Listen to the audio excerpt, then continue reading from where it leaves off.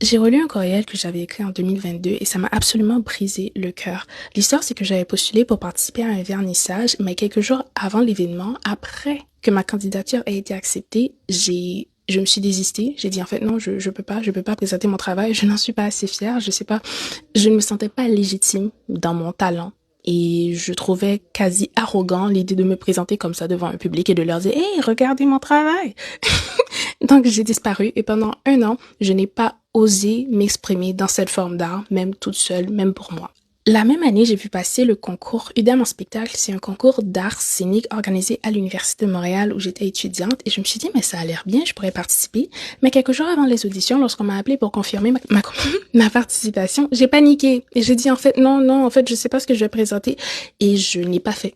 L'année d'après, j'ai à nouveau appliqué, mais cette fois-ci, j'avais fait la troupe de théâtre, je m'étais lancée dans certaines choses, j'avais eu beaucoup de réponses négatives et j'ai réalisé que, en fait, je suis encore là, je vais bien, j'ai grandi dans mon talent, j'ai pris en confiance, donc j'ai à nouveau appliqué pour ce concours et je suis montée sur scène, j'avais honte de mon travail, j'avais des doutes plein la tête, j'avais la peur au ventre, je me sentais absolument ridicule, mais je me suis dit, je vais commencer quelque chose et je vais aller au bout de ce que j'entreprends. Donc je suis montée sur scène, j'ai passé les auditions et quelques jours plus tard, j'ai reçu un courriel qui m'a avisé que ma candidature n'avait pas été retenue.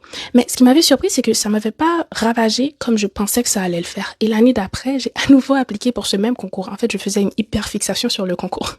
J'ai appliqué pour ce concours et j'ai fait les auditions. J'ai été prise, j'ai été en finale et j'ai présenté mon numéro et j'ai remporté le premier prix. Mais ce qui avait attiré mon attention, c'était que même avant de recevoir le titre de gagnante, j'étais sur scène et je me sentais dans mon élément. Toute ma vie, j'ai douté d'être à ma place, mais j'ai réalisé que, en fait, ma place, elle a toujours été la mienne. Il me suffisait tout simplement de l'occuper.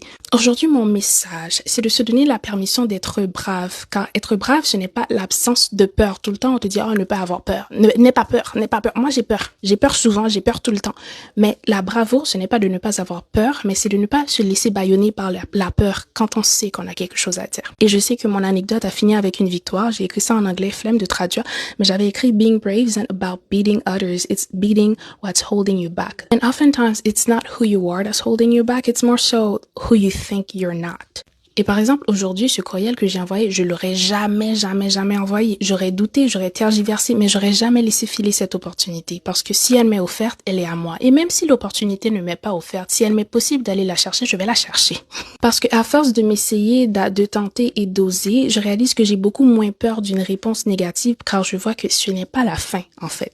J'ai davantage peur de me dire non à moi-même avant de me donner l'opportunité de voir ce qui aurait pu arriver si j'avais eu le courage d'oser.